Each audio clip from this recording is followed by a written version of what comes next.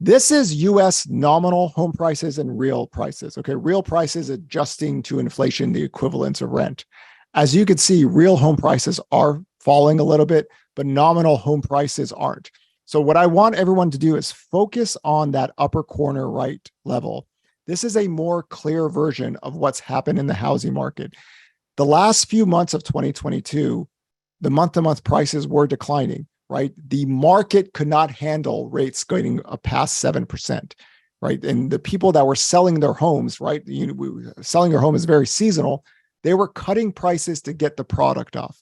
But as rates fell, demand stabilized, you can see that nominal home prices are upticking again, not crashing, upticking again. Now, you're going to see a lot of people that are going to say, but real home prices are crashing or falling. This is true. There's a difference between nominal home prices and real home prices. So real prices adjusting to inflation, those data lines are going to be much more negative, but on a nominal basis, 4% year over year growth, 0.5. Remember, we already had the sales crash. So people that are talking about we need home prices are going to fall another 20%, they're going to need to see sales collapse even more. And it's not the case. This chart gives you a little bit more of a clear view of the nominal versus real, but you can see this. As soon as rates started to fall, even at above 6%, the pricing firmed up. So if you're out there and your buyers are going, where's the inventory? You have the data now, right? You have all the data at your fingertips to say, this is the inventory levels. Now, for us at HousingWire, Altos Research, they actually have live inventory data for every zip code in America.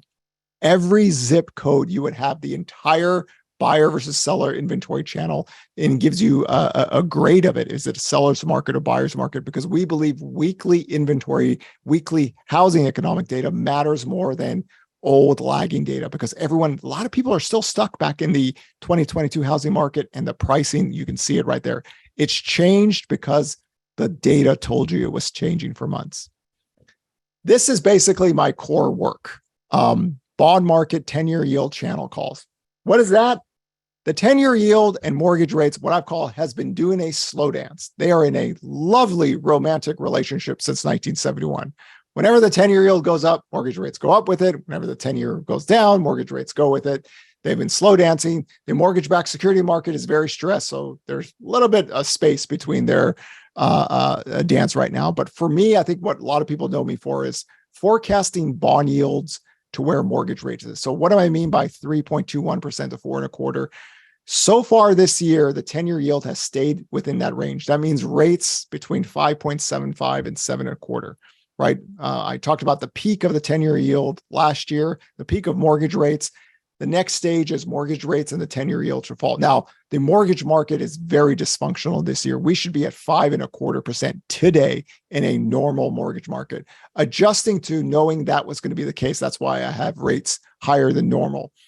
But when the economy gets weaker in terms of the labor market, and I track all the labor market data as it's part of my work, the Conference Board, which is a big economic firm in DC, they give their work to the White House, to the Wall Street firms, even the Federal Reserve. They asked me to present my recession red flag model to them. And one of the things I've talked about is that next year, if the economy starts to soften up in terms of labor data, which we've been seeing lately, the 10-year yield can break below 3.21%. There's your below 6% mortgage rates, all in the 5 handle, but it needs jobless. Jobless claims comes out every Thursday. It's still under 323,000. I believe when jobless claims break over 323,000 on a 4-week moving average, the Federal Reserve will start changing its tune, because that means we have a job loss recession. Now, people are going to say, oh, here comes a recession. Housing's going to crash, inventory. During COVID, April 7th, 2020, for the post-COVID work, this is what I'm probably known for the best. I wrote a recovery model for HousingWire. HousingWire wasn't even going to publish it. It was crazy. I was saying that everything's going to recover in 2020, especially housing. And even though it published, and some of my economist friends were saying, why do you think housing is going to come back? And this is the key of all housing economics. They kept on telling me 20 to 30 million people are unemployed. I said, you're absolutely right. You forgot the 133 million working. My army's bigger than yours. right? So I'll take my 133 million people working with low mortgage rates and good demographics and credit still flowing versus your 20 to 30 million people that are more tied to renter financial profiles. Housing recovered within 6 weeks. It's a COVID-19 recovery model. I even have it on my blog if anybody wanted to read it. It worked. Now, the next recession, we have 155 million plus people working. If mortgage rates fall, housing is disproportionately impacted in a favorable light. Last year, we had a booming labor market, 4 million jobs created. Housing went into recession in June 16th, 2022. Why? Mortgage rates shot up. Housing is disproportionately affected negatively when rates go up. That's why they always say housing's a cycle, right? When housing's in recession earlier, it's the early stages of going into recession. But when it's recovering, right? Why? Because mortgage rates typically fall when the economy gets worse. There's your housing demand. So we already took the major shock. So when the labor market breaks, right? 10-year yield goes down, mortgage rates go down. Don't run into the 2008 scenario. All those charts that I showed you right now, I've already showed you, there's nothing in 2008.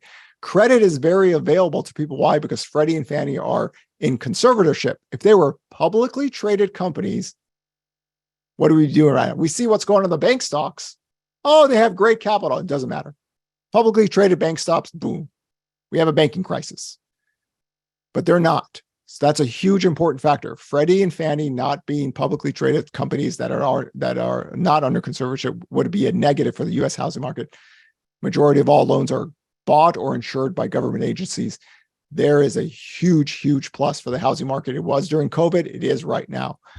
So rates over job losses. We have 155 million people. Somebody told me, well, Microsoft laid off 10,000 people. That's going to kill the housing market. I'm going to take my 155 million versus your 10,000 any day of the week. You're not the Spartans. You're not going to win. Think of that when the next recession happens. Lower rates, more buying power, more people working out. When we look at recessionary data, what we see is that the people that never graduated high school have the highest unemployment rates. Service sector workers tied to renter financial profiles. That's the reality of the data that we work with. That's going to be the majority of the higher unemployment rate. College-educated Americans, 2% unemployment rates. Even at the peak of the great financial crisis, it was 5%. So renter financial profiles will get hit. Home buyers benefit because majority of home buyers, home sellers that will buy will benefit from lower rates. And right here, so far, the 10-year yield mortgage rates have looked perfectly normal to me, even with the banking crisis. But once the labor market breaks, the Federal Reserve will change its tune. The 10-year yield should fall. The mortgage-backed security spreads will initially get hit hard, but the Federal Reserve, if they wanted to, can fix everything just by snap of their fingers. They don't want to do that right now. But when that happens, that is, again, disproportional benefit for housing, not a negative. You're going to hear a lot of negative takes, but I've showed you what the credit channels look like. It's not there. And we already had the sales crash, right? It's really rare in America after 1996 for home sales to trend over below 4 million monthly. And it's because we have 330 million people, our civilian labor force is 167 million. We have over 155 million people working. That's why. And when I talk about a slow dance, you see the red and blue chart. This is my main thing about mortgage rates and the 10-year yield. If there's one thing that I want to get across to everybody, is that these two literally have been dancing together since 1971. Now we see the spreads get a little bit wide, so there's a little bit of separation, but where the 10-year yield goes and what drives the 10-year yield drives mortgage rates. We're going to have a lot of skeptical theories that the Federal Reserve manipulates mortgage rates, or it's only done by one group of people that hate everything. I call them the anti-central bank people. It is a permanent 24/7 doomsday group. Most of them are baby boomers. They're riding it out. There's no manipulation here. The 10-year yield, we had inflation in the mid to late 70s. Mortgage rates, everything run with that. The growth rate of inflation has come down, but the bond market, like I've always talked about with my work, has never believed in the 1970s inflation story. And they shouldn't, right? The history of global pandemics going back 800 years.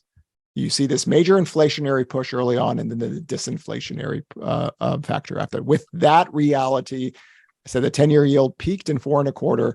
Mortgage rates should go down because the 10-year yield should go down. And just imagine if we had normal spreads, we'd be talking about 5.25% mortgage rates today. Even the biggest housing crash person in America would have to change their tune. Why? Because the 10-year yield falls. So that 10-year yield forecast I did in my 2020, that's my work, right? I'm trying to forecast bond market channels with the economic data, with mortgage rates to give people an idea. And again, the market changed.